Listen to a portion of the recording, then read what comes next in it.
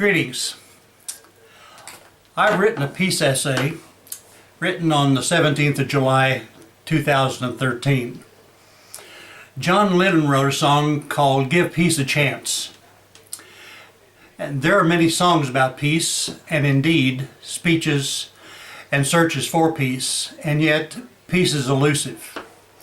With the world population having existed for thousands of years, our history proves to us the Old Testament biblical statement of "they know not the way" of peace. Peace has been sought since the beginning of time, and still we can't find the way of peace. No matter how much we want peace, lasting peace cannot be found.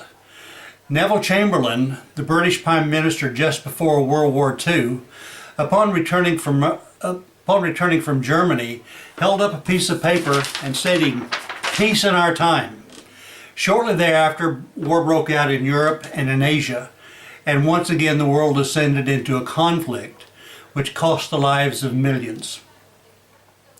The First World War was billed as a war to end all wars, and yet a few short years later, the Second World War was upon us.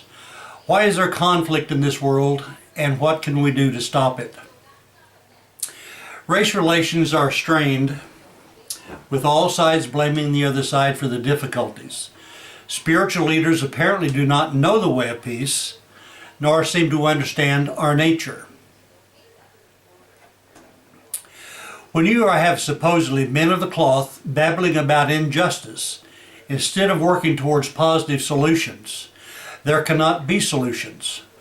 Our population in this nation is 320 million, with 320 million differing opinions about peace. We want peace our way. Religious leaders should practice what the good book says about "blessed are the peacemakers." Instead, religious charlatans want peace their way. They say, "My will be done," when in fact the good book says, "Thy will be done." The Lord's Prayer. We have churches on every corner in this nation, all claiming to worship the Prince of Peace, and yet there is no peace. The only conclusion we can come to is they don't know the way that leads to peace. I know there are some of you who will say, "Okay, smart guy, why is there no peace in this world?"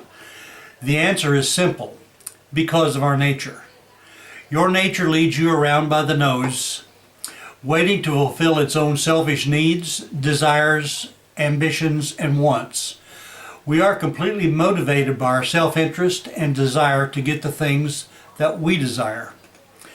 That is the nature of you, me, and yes, every person that lives on this planet. Religious leaders are no different.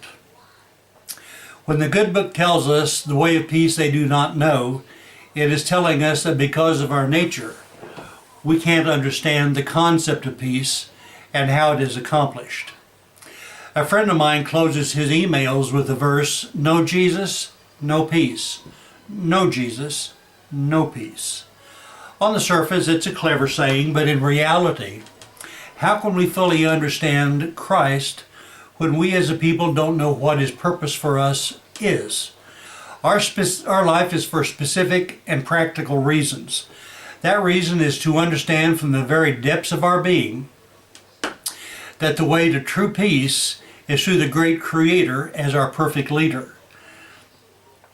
And realizing that the way of our own perverted desires for our own way cannot bring peace.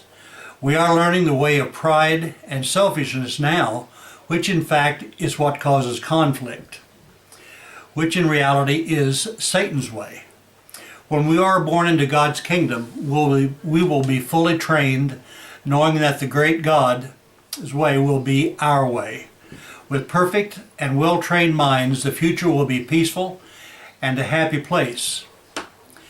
Peace in this world, has no chance without a change of our nature. I have written a book. It's entitled The Purpose of Human Existence. This is a fairly short book explaining why God made us physical and limited our lives to approximately 70 years. There's a chapter called A Conversation. It is a discussion between God and Christ and why they needed to create us as physical beings before allowing us into their world. It's an exciting book because it is logical and it includes every human being that has ever lived. Your life is more valuable than you know, and much more valuable than religious leaders have told you. It's on Amazon.com and can be purchased in Kindle format or in paperback. Purchase the book for an in-depth look at what God wants from us. It truly is exciting. Thanks.